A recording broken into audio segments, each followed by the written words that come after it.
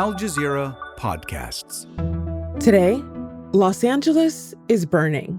It looked like this apocalyptic scene playing out like all around us. I went out to the balcony and our neighbor said, "Look over there, there's a fire just there." And I turned and we could see the flames coming up over the hill. This is burning in some steep terrain from time to time and some heavy fuel. They're being called the most destructive fires in LA's history. So how are local officials and residents responding? I'm Malika Bilal in LA, and this is The Take.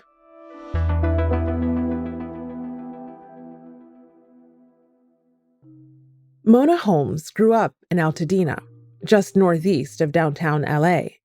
It's where the Eaton fire has killed at least 5 people and destroyed more than 1,000 homes.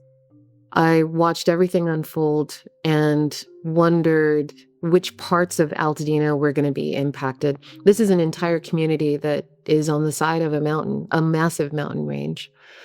And as someone who had experienced fires in that area growing up, we'd never seen anything like this before. It's been devastating.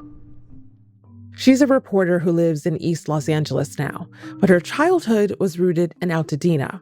I decided to drive 4 blocks north to my childhood home. There were down power lines that I had to drive through, fires that were still ongoing. And when I turned onto the street I grew up on called Punahou, I almost didn't recognize it because everything was leveled. It looked as if a bomb had gone off in the neighborhood. This is my childhood home. It's gone. This is also one of the last areas in Southern California where there were a lot of Black families whose parents and grandparents still had homes in Altadena, still owned them. And I wonder what they're going to do. And for Mona, I'm going on day 3 of not having power. I have a lot of candles. I have a lot of preparation for this. We have a week's worth of water and canned food and the like, but I am hoping that life gets back to normal as soon as possible. Whatever normal means. But the fire that engulfed Mona's home is far from the only one. On Wednesday night, another broke out in the Hollywood Hills. That's where journalist Manuel Rápalo lives, for a reason. You know, one of the reasons that we love living where we live, it's so close to the Hollywood Reservoir. It's a beautiful, sort of in the middle of a giant metropolitan city, an alpine lake with a view of the Hollywood sign. Just the idea of all of that beautiful wildlife up in flames, the idea of the Hollywood sign going up in flames. Can you imagine? Then on Wednesday, Manuel had to leave it all behind. After we got the evacuation order, and once we were leaving and we are sort of crossing Hollywood Boulevard on our way south, and we had the city and Hollywood in the rearview mirror, we had that sort of thought and looking at each other, wondering, you know, are we even going to be coming back to anything when we come back? Manuel, it is really nice to talk to you again here on the podcast. So I know that you moved here just a few months ago, and what a time to be back in a place where you have family, but a place you haven't lived in for many years. Right now, we're experiencing something historic. Thousands of people have lost their homes. More than 100,000 have been evacuated. People are without power, without water. The air is smoky, ash is falling. I'm breathing it in. I know you are too. And the day before this interview, you had to evacuate. Everything that you just said sounds so surreal, and I think that everybody here agrees with that. Just waking up on Wednesday morning and looking out the window first thing in the morning and just seeing that big black cloud of smoke, the sun rising behind the city skyline. It was such a surreal feeling. I spent New Year's Eve in Florida visiting my mom and my sister. So I landed on Tuesday morning. I could see the Palisades fire from the left-hand side of the plane as we were landing in LAX. I took a short video of the view from the terminal, thinking, man, this is gonna be a really bad one. It is surreal to look outside of your window in a place that just a few steps away from the famous Hollywood Boulevard, the equivalent of Times Square on the West Coast. It's such an iconic place. And then to see the flames from the Sunset Fire, absolutely unbelievable. I can't explain it. I don't know if I have the words to describe how surreal that was, leaving the house, ash falling from the sky, the smoke from the fire, hearing all of the neighbors sort of debating out loud amongst themselves, who's leaving, who's staying. Very, very surreal. And so many people are asking themselves that same question. And unfortunately, so many people have lost everything. Fortunately, you are not one of those, but I want you to walk me through what so many residents are calling these apocalyptic signs. The LA City Fire Chief has put it in more concrete terms. It is safe to say that the Palisades Fire is one of the most destructive natural disasters in the history of Los Angeles. So walk me through what happened for you on Wednesday evening when you knew about one wildfire that's about 40 minutes away from where you are, but then you got an alert about a fire almost immediately where you live. Most people by Wednesday had already downloaded an app called Watch Duty. It's an app that gives you real-time information on the fires that are burning. On Wednesday, the Palisades fire was already on the news. I think is already making international headlines just because of how destructive, how widespread it was. The Santa Ana winds were still blowing very strong. So you've had these communities in Malibu and Topanga Canyon. These are some of the most expensive homes on the planet, some of the most valuable real estate in the world, just going up in flames, just like that. So that's already on our minds.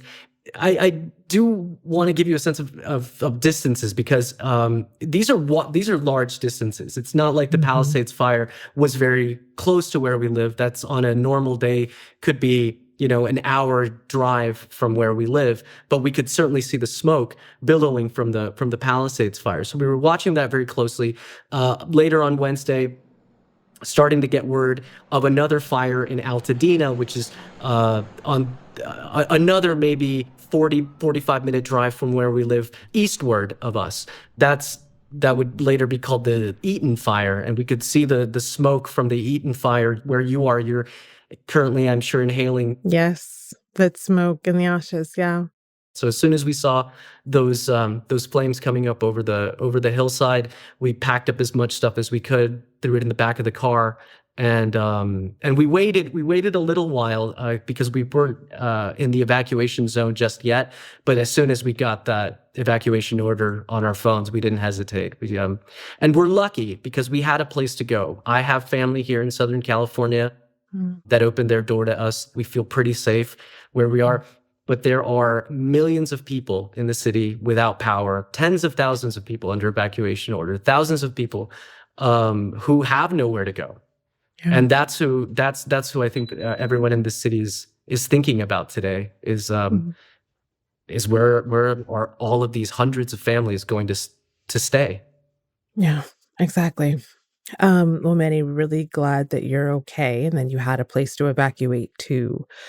As you mentioned, though, there have been some pretty stark images from these fires, but also some pretty stunning government responses or non-responses from city leadership. One of those non-responses that's been criticized online is this exchange caught on video between a reporter from Sky News and LA Mayor Karen Bass. She had just stepped off an international flight back in LA at LAX, and she was cornered by a reporter.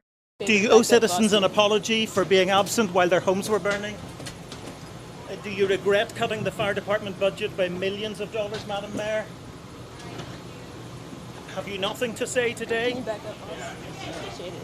Have you absolutely nothing to say to the citizens today? She didn't answer. She stayed silent.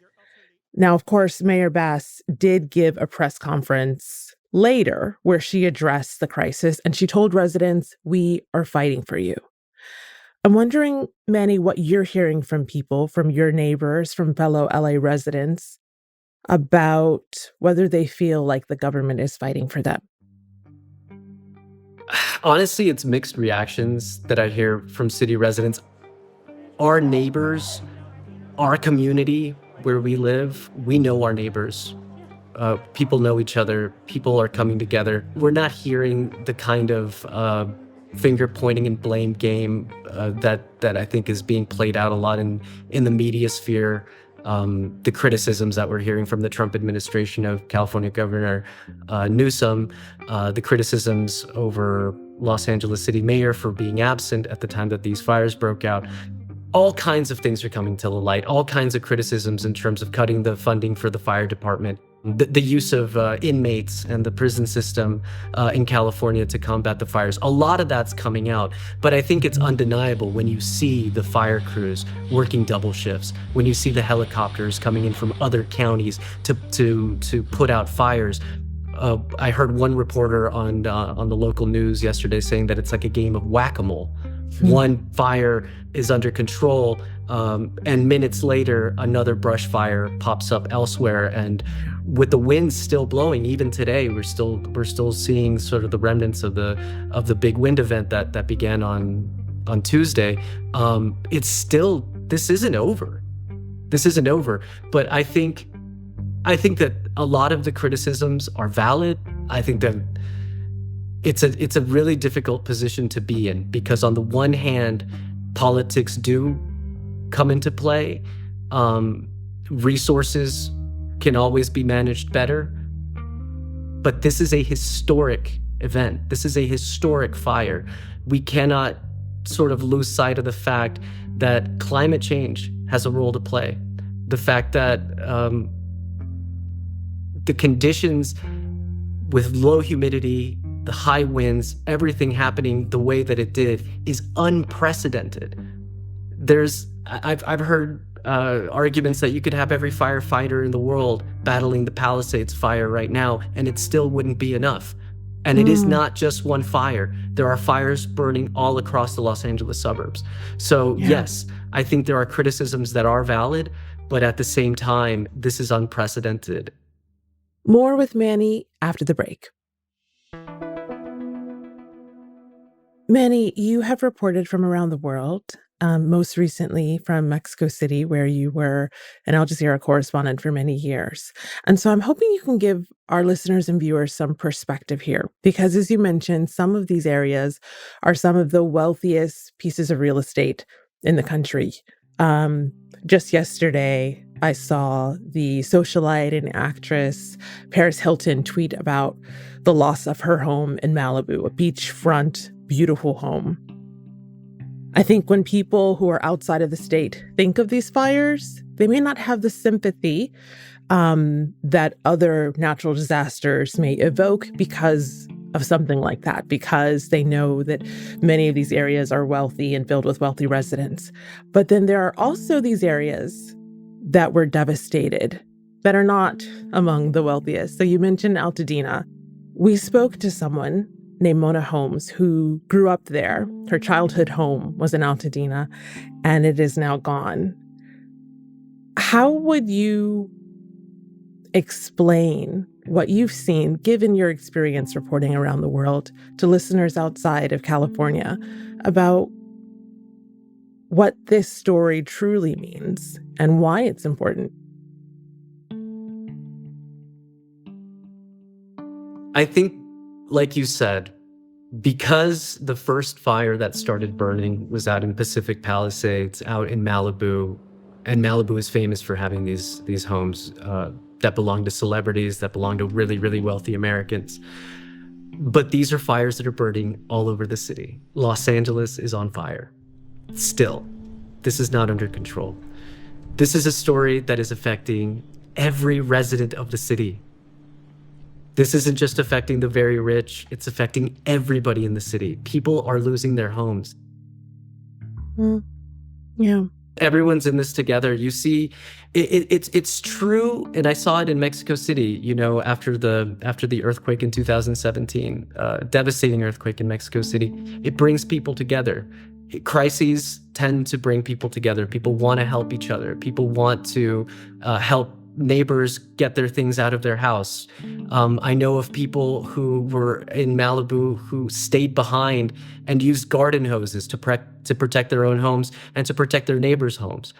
So I think, unfortunately, it takes a crisis to bring out the best in people, but we are seeing that in Los Angeles right now. What comes next for you and your neighbors? Because this isn't over, I think right now we're just sort of hoping for the best. The evacuation order has been lifted.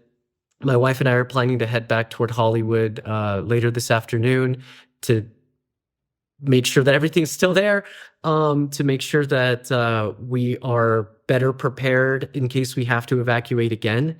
I think that's really as far as we can plan right now. But I don't know. I love it here.